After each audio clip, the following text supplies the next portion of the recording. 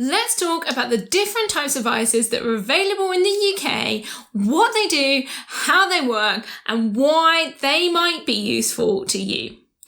Hello and welcome to the Looking After Your Pennies YouTube channel. I'm Charlotte Jessup and today we're talking all about ISAs. So these are individual savings accounts. So this is a particular service that has been offered in the UK for quite some time, and the main benefit of ISAs is that they create this kind of tax-free wrapper around different types of accounts. Now there are hundreds of options, and I'm not here to tell you to get one or to get any particular type even. I'm just here to provide you with the information about the different types, and perhaps you'll learn about a new one that you think might work for you.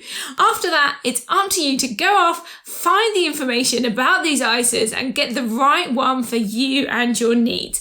I'm just hoping that you'll learn something today, and maybe you'll have some more questions that you can go out and find the answers to. So like I said, ISAs are a kind of tax-free wrapper that goes around certain accounts. So this means that any money that you make in an ISA is tax-free. So this could be interest payments, this could be dividend returns on stocks and shares, this could be capital gains on investments, or it could be payouts from peer-to-peer loans. So all of this money, if it's gone through an ISA, will be tax-free, and that is the real benefit of ISAs.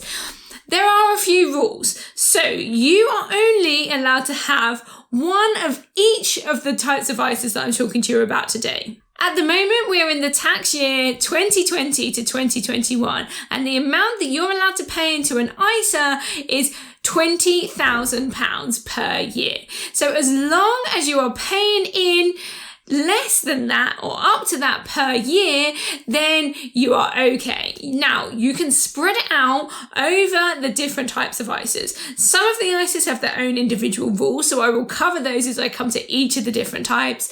But it's kind of okay if you want to put 10,000 in one and then 5,000 in another and 1,000 in each of the other two, or if you want to spread it out, you can just put 100 in each. Whatever you want to do, that's okay, as long as you don't go over the 20,000 limit across all your ISAs and you don't go over the limits on each of the individual ones. You are allowed to accumulate more in each of those accounts. So it's not that you have a maximum of 20,000 in it. You can add to that each year. And typically, as the new tax year rolls around, they might increase those limits. We've seen the limits on ISAs go up a fair amount over the last few years. So there's a likelihood that these could go up again in the future. So let's get down to the individual types and explain in more detail about them and what they do. So the first one, so this is a cash ISA. Now this is probably the one that most people have heard of, and this is the one that acts like a typical savings account. You will pay money in and you will get some interest on that, and then the money kind of just sits there. It will make a little bit of money out of interest. You won't have to pay any tax on that interest, and it's not going to go anywhere. There's no risk as long as it is with a provider that is covered by the Financial Services Compensation Scheme, which is likely that most cash ISA providers are. This will cover you up to £85,000 if something should happen to that bank. You're probably not going to get huge gains from this type of account, but like I say, your money is not a risk either. So it's a nice, safe place to keep your money, and it could be used as a potential place for something like an emergency fund. Make sure that you look at the interest rates though, because there are good interest rates and there are bad interest rates, and this can vary a lot on the different cash ISAs that are available out there. So shop around and see if you can get one with a better interest rate and get the best return on your money that you can. Number 2 is a stocks and shares ISA, sometimes known as an investment ISA. So obviously this one does come with the warning. If you put your money into a stocks and shares ISA, your money is going to be at risk. It could go down as well as going up. So you need to make this choice carefully. This type of ISA is available in a huge number of places. Basically, where you decide to open your stocks and shares ISA should be a place that has the right sort of investments for you. Different providers offer different sorts of investments, so you'll need to do your research around the right type of stocks and shares ISA for you that gives you access to the options that you want. Some will only provide access to funds, so this is like a collection of different investments all kind of packaged into one thing. Others will allow you to invest in individual stocks and bonds, and there are a whole host of other things you can invest in as well. So make sure that when you're choosing your stocks and shares ISA, you're picking the one that's right for you. The good thing about stocks and shares ISAs is that they come with the potential to grow. So with a cash ISA, you get paid interest on your money, but with stocks and shares ISAs, you are investing your money. You're investing in companies or in organizations, and that means that your money has the potential to grow as that company grows. Some of these companies might also pay out dividends, so this is a form of income that you can receive from those companies for having your money in them. So you're sort of buying a part of that company and they will give you some money as their profits grow. So obviously you're hoping that you're going to get a good return on that investment, but like I said, there is the potential that they can go down as well. The third one is a lifetime ISA. So this is one of the newest ISAs on the market, and it comes in two formats. So there is a cash version of it and there is a stocks and shares version of it. You are allowed to have one lifetime ISA, so you will need to choose whether it's cash or stocks and shares, and it allows you to save for 2 life events. So the first one is you can use it to save money to buy your first home. There are lots of rules about what your first home looks like and whether you qualify as a first-time buyer. So do your research on those before you sign up to this.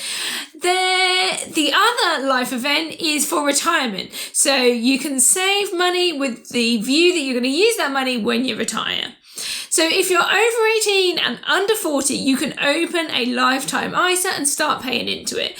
You will have to stop paying into it when you turn 50, so that gives you a few years to pay in.